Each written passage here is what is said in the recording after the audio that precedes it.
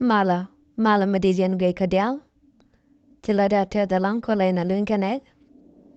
Anchina ban kay cantant go ne te galar to go ne beneka nomya. Bardun palpinka lengdian. La chirakalar to go kidan dial. Laranyam. Ekwi quarandit ne Salva Kiir mayar dit. Ta dong salat ki jano point da chapol.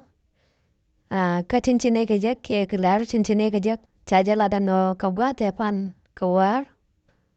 Jan cha paraga kamon no chamon. Kagwa te chamon kaya awaja na kana ngalar. Alai chajan te mon kalong kwang bar.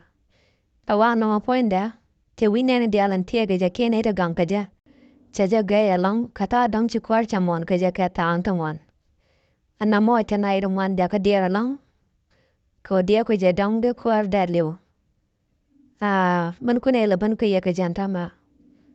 Ka tinchitwa ko kantiangate. Ke lar sinchine kajak.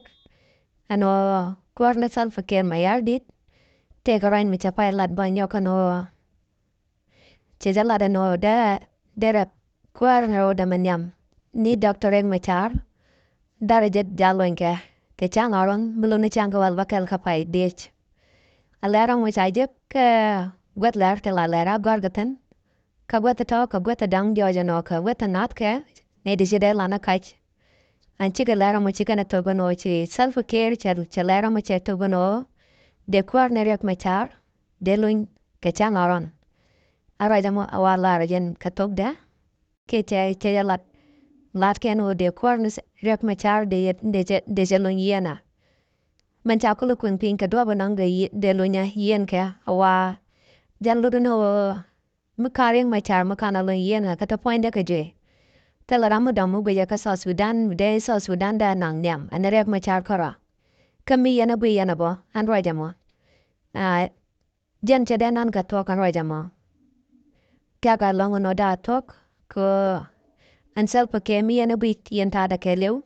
Jan na ta Riek Machar lang. Du no ruwaini di alin blaro den. Katila nong gaja aneta ko ken. Chi jala ka chara. Jan kwa jen pruens gul ka. Tinto ka ja chi jan lat ka mo. Lat ka ga ka char nent ko ken. Ka kuja mo ajan laran go na bine nong ya ka jan tiang aman wo. Chara jama awai cha jalat. Kamada ajan gwada. Dia kuta kel ga ne ko kuchang oro no. Baka lunke ye ke ka baka ye. No malato ke malaroda. Mijera mo pai bane jan goro bane buor ke bichana la be subscribe. Chilo da te danong biata mal.